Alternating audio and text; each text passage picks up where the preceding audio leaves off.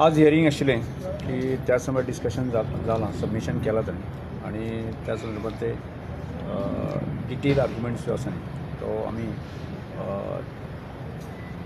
3 आणि 4 तारखेक जातले 2 दीस ओके.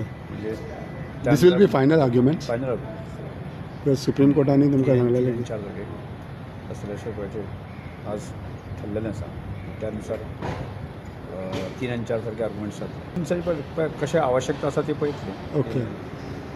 1-2 दिसांनी दिल्लें आसा रिप्लाय फायल केल्लें आसा आनी त्या बेजाचेर तांकां आर्ग्युमेंट्स 2 दिसांत कंप्लीट करप अशें तांकां डायरेक्शन दिलें.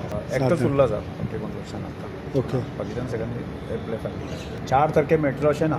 4 तारीख पर्यंत ताणें तांकां जे आर्ग्युमेंट्स आसा कंप्लीट करप अशें तांकां डायरेक्शन दिल्लें आसा. तुमकां सांगलां कोर्टाचें म्हणणें तांकां सांगलां हय. 4 तारीख पयलें हय. घेवपाक जाय अशा तरेचे विशय जे डायरेक्शन दिल्लें आसा त्या विशया So संदर्भातली except for respondent number 2, who has said that by Monday he will submit it personally to the advocate and to the concerned office. Regarding the Supreme Court direction was read out by the speaker over there regarding a disqualification petition filed in the Supreme Court.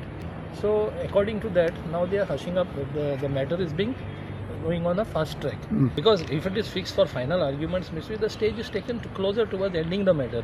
Final arguments, then oral arguments will be the most probably after the final arguments take place. Probably it will be written final arguments or oral.